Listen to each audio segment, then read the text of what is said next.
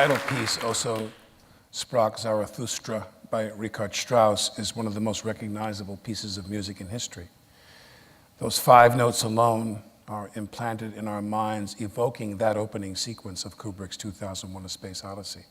Interestingly, this was not the music Kubrick originally intended on using. The original score for 2001 was composed by Alex North, who was unaware until the night of a screening in 1968 that his original score,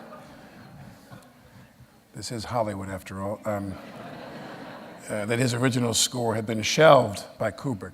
Let's have a listen to that score.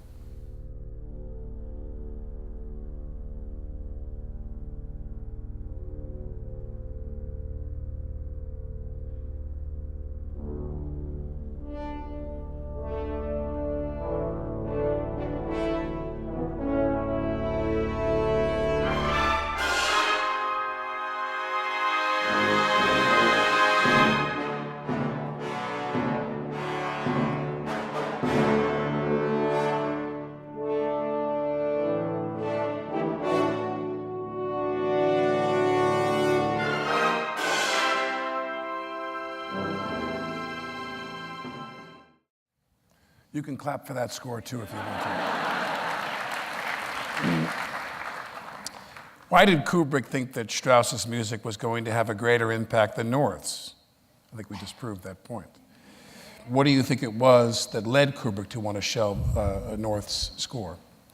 A lot of directors, most, while they're cutting their film, will put some music in to cut to, and we call that temp music, and often it comes from other films.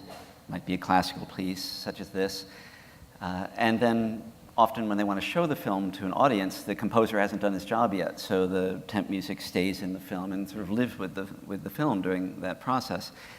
And it is a common experience that directors will grow to love their temp music just because they're used to it. They've cut to it, they live with it for a while. Kubrick, I believe, had used this as his temp music, and it's sort of obvious when you hear Alex North's music. Alex North also had heard it as the temp music. You can hear the pedal tone and the organ at the beginning, things like that the pieces of music have in common.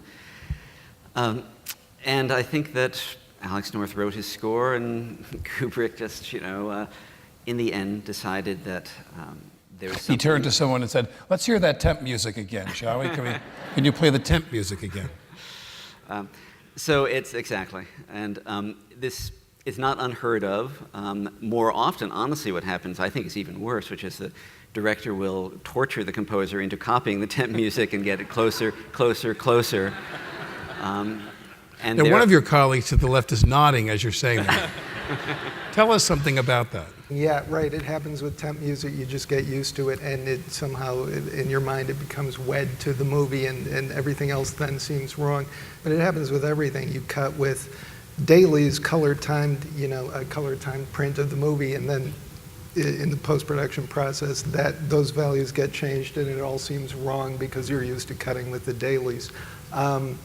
It happened with us in terms of music once that I can yes, once. That I can think of, where we put in late in temp music, and we all but you agreed, we all thought, well, okay, we'll go with that. That seems to work. It was the Hudsucker Proxy, not the Khachaturian music. Yeah.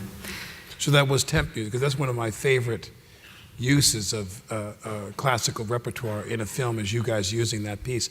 That was temp music that you then decided to keep? Yeah.